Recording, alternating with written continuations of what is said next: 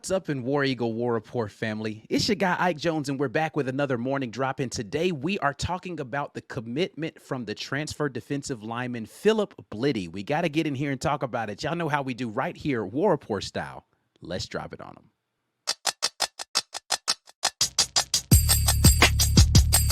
You are now listening to the War Report. Drop.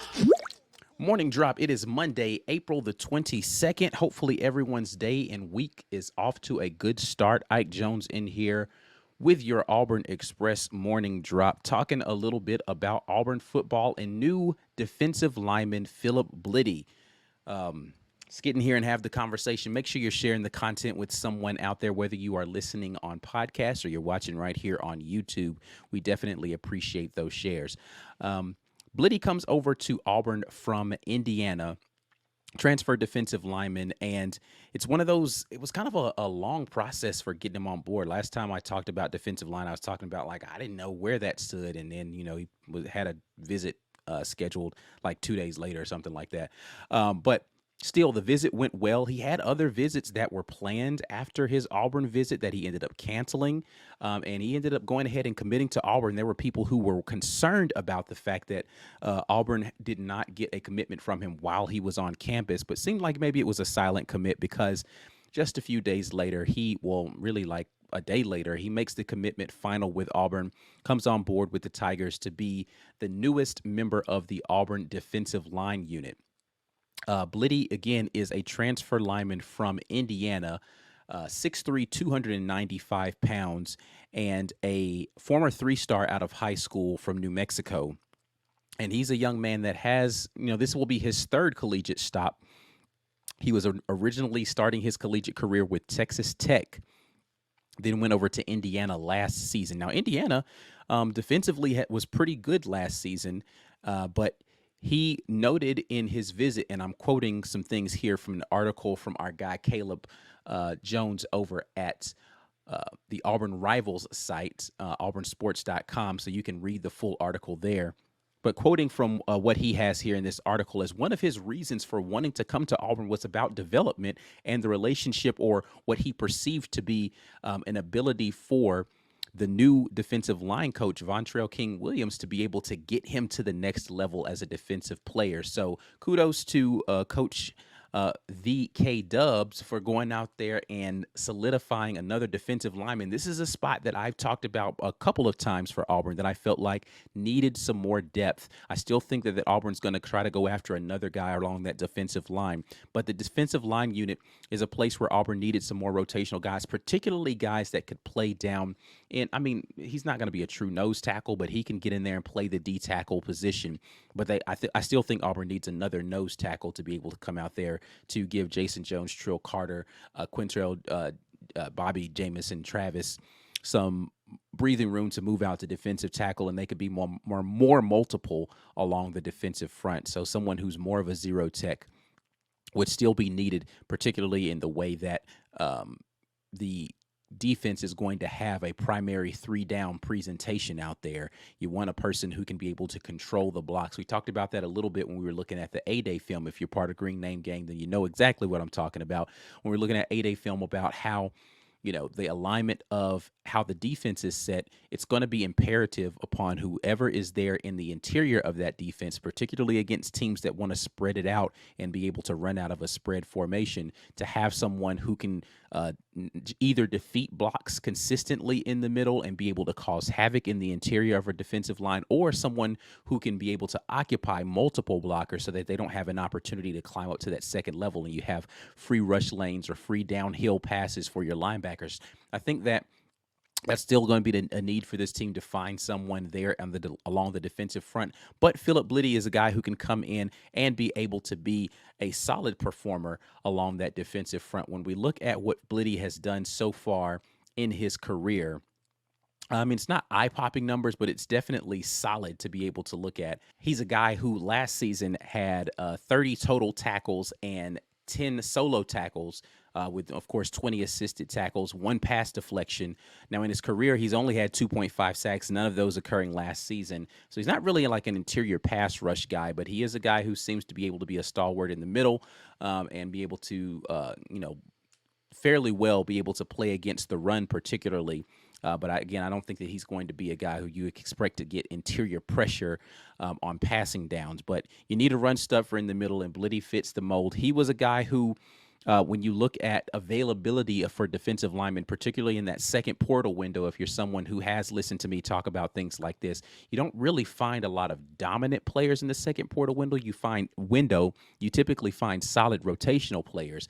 And Blidi is going to be a guy that's going to be a solid rotational player. He was ranked as the post-spring. He was in the top 20 from the Athletic of available players overall, not just defensive linemen. He was in the top 2 in transfer portal rankings for the defensive line, according to 247. So it's a very solid pickup for Auburn to be able to get someone of that caliber during this portal period to be able to come in, and he's going to be motivated, right? This is a guy who you get in here, he's going to be motivated to make something happen this season in his final season of eligibility in college football, to go out here and attempt to make an impact in the SEC. So looking forward to seeing what Philip Blidi's able to provide for the Auburn Tigers on that interior defensive line as they look to solidify themselves going into the season, going into this summer period where, he's going to get into this strength and conditioning program with Auburn and get a lot of tutelage on things that he feels like he needs to do better and the coaching staff feels like he needs to improve upon.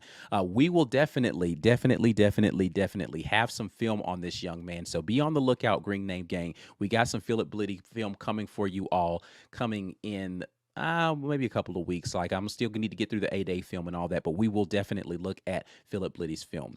But let's look at where Auburn sits with the entirety of the defensive line when we get back from this break, because I definitely want to give a shout out to the folks over at Manscaped. Again, they are a sponsor of this week's or today's morning drop.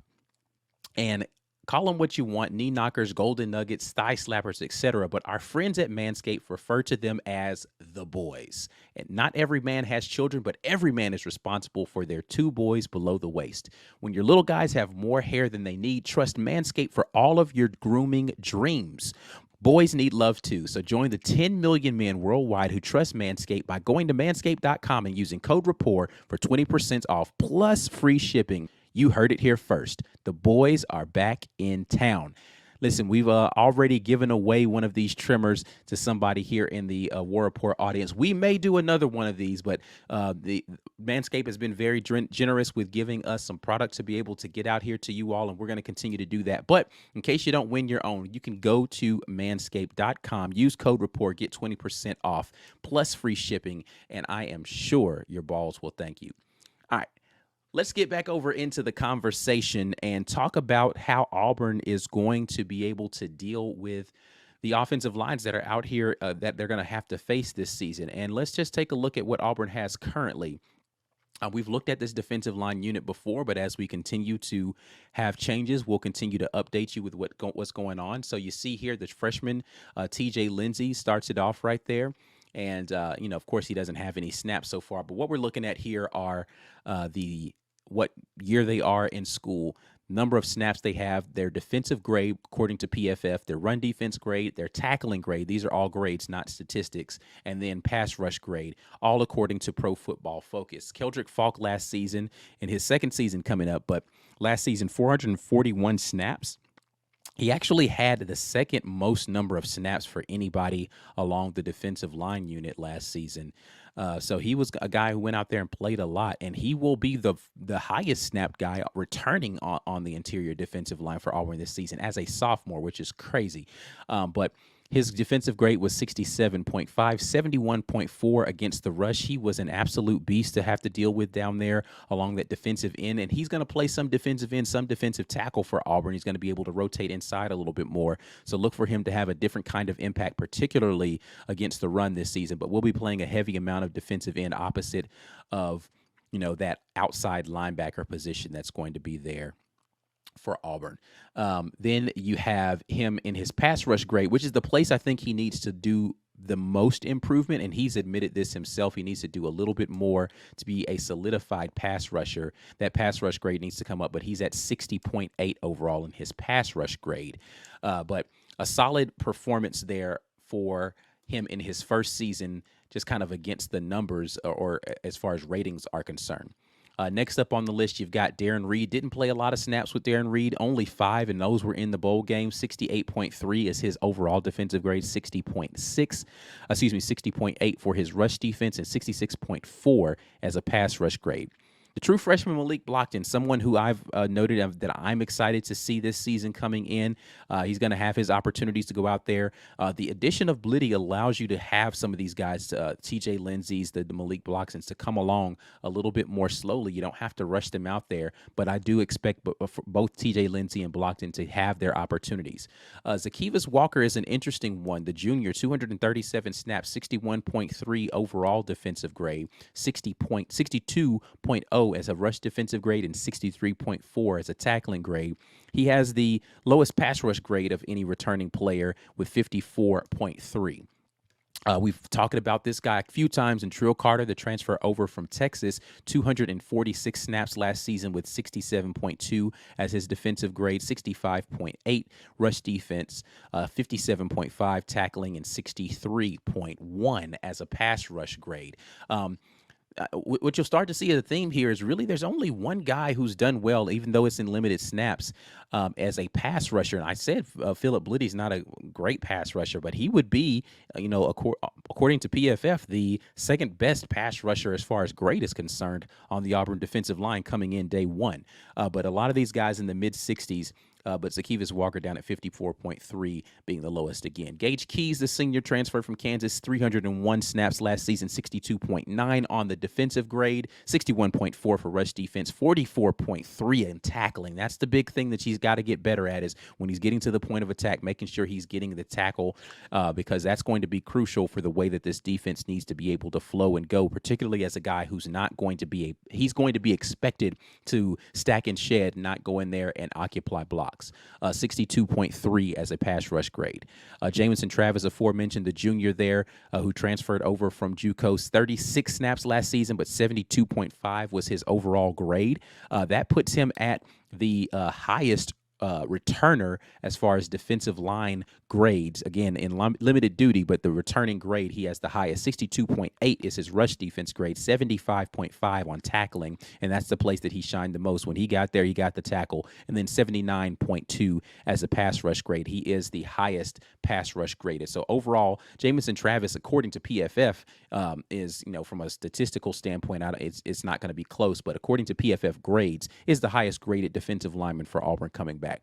Then you've got Jason Jones, who is the second highest graded guy at 74.3 overall defensive grade in 347 snaps last season, 73.3 on the rush, 71.3 on tackling, and 68.5 on the pass rush. And then you got Blidi, who came in at 444 snaps last season. 72.9 would have made him the second highest graded defensive lineman on Auburn last season, 70.8 on the rush defense, 64.1 tackler, and 70.5 as a pass rusher. So, listen, according to PFF, this is going to be a really good pickup and an upgrade for what you have along your defensive line. So you bring in some experience, a guy who's had experience playing in both the Big 12 and the Big 10, and then he's going to come into the SEC and be able to take another step towards his career and be able to hopefully continue to build upon the things that he needs to work on. This is a really good get for this Auburn defensive front, and it's at a position of need, one that we've talked about before. I think you still need an interior defensive lineman, and now you definitely need someone else in that exterior linebacker position. But this is a great start for Auburn in being able to fill out positions that they need to be able to go and get during this summer open window post-spring. So definitely want to hear what you all think about this, though. What are you feeling about the acquisition of Philip Blidi, and where do you feel like Auburn needs to go most next in the transfer portal to be able to make this team one that's competitive in this season? Are there any targets that you're particularly looking at to be able to fill those needs? I want to hear all of that from you before before y'all get out of here. But as well, before you get out of here, make sure you make a trip over to Rogue Shop and head over there, rogueshop.com. Rogue Shop is the sponsor of the morning drop here with the War Report. Use code REPORT when you do for sleep, stress, pain, anxiety relief. All of those things available for you there at the Rogue Shop. Use code REPORT to get a little something off of your purchase.